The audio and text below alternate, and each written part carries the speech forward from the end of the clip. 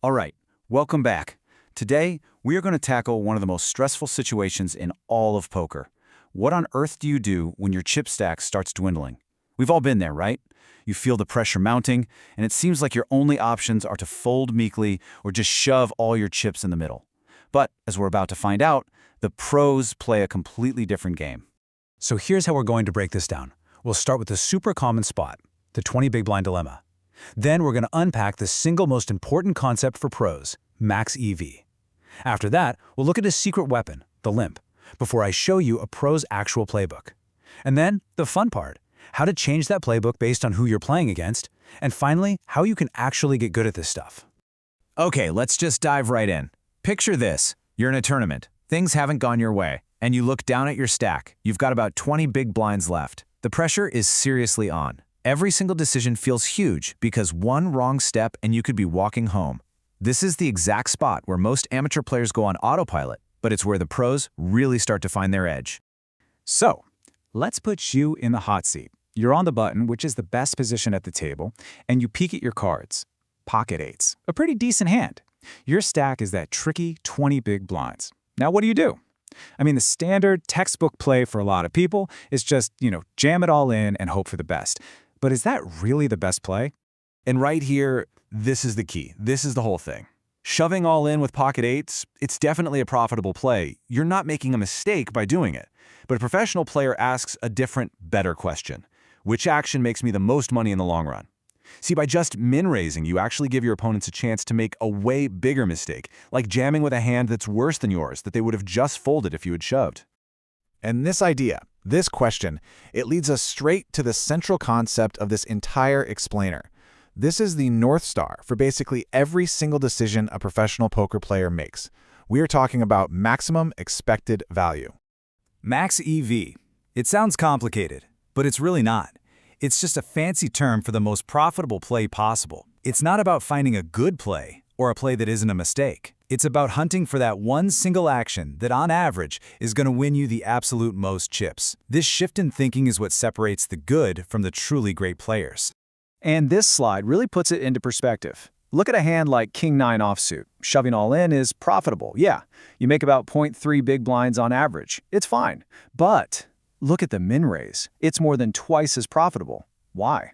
Well, because when you min-raise, you let them stay in the pot with hands you dominate. And you can still get away from the hand if they really fight back. You have more options. This quote from the source material just nails it, doesn't it? If you really want to improve and start winning consistently, you have to train yourself to look past the easy play, past the good enough play, and really search for that max EV line. It's a discipline, and it's what separates the best from the rest. Okay, so we've figured out that just raising small can often be better than shoving all in. But what if I told you there's a third option? One that a lot of players have been told is weak or amateurish? Well, it's time to talk about the hidden power of limping, even when you have a short stack. So, limping isn't just a passive, weak play. When you use it correctly, it's a really sophisticated weapon. For starters, you're investing less to see a flop, so you get to play more hands. It's also an amazing counter move against aggressive players who love to re-raise. And best of all, you can set some absolutely massive traps. Imagine just limping in with pocket aces or kings, just waiting for somebody to get out of line. It makes you incredibly difficult to play against. All right, so we've got 3 tools in our toolbox now: jamming, raising, and limping. So how on earth do you put it all together into a strategy that actually works? Let's take a look at a pro's playbook and see how this all connects. And here it is. This is a baseline, a starting point for how to play on the button with 20 big blinds against a good thinking opponent. You're not just doing one thing. You're jamming some hands, like small pairs. You're raising your big hands, and you're raising then folding others. But look at all the limping. You limp call with hands that play well, and you limp then jam your monster hands to trap people. This is what a balanced, tough-to-read strategy actually looks like. Okay, now this is maybe the most important point of the entire explainer. You cannot just memorize this chart and expect to print money. It's not a set of rigid rules. The best players on the planet use this as a default, a starting point. The real skill, and where the real money is made, is knowing exactly how and why you need to change this strategy based on your opponent. So, let's talk about that, the adjustments. Poker is played against people, not charts.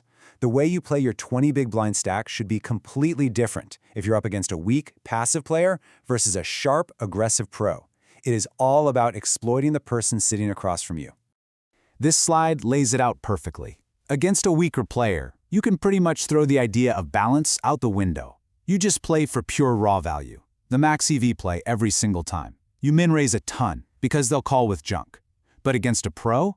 Oh man, it's a totally different universe. Balance is everything. You need that limping range to keep them off balance. You have to protect all your actions so they can't get a read on you. Okay, I get it.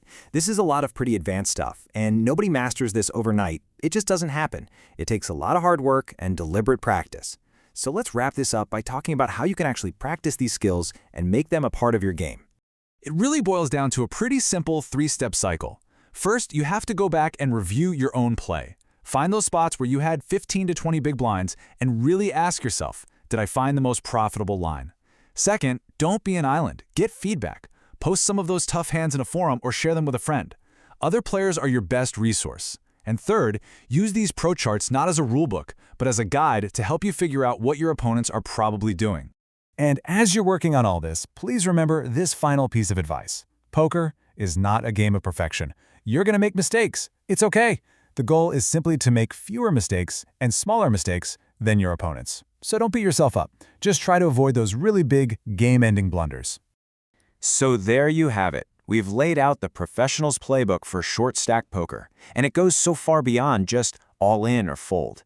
You now have the tools and the framework to think about these situations on a much deeper level. So the only question left is, how are you going to use this knowledge to start spotting and exploiting the mistakes your opponents are making every single hand?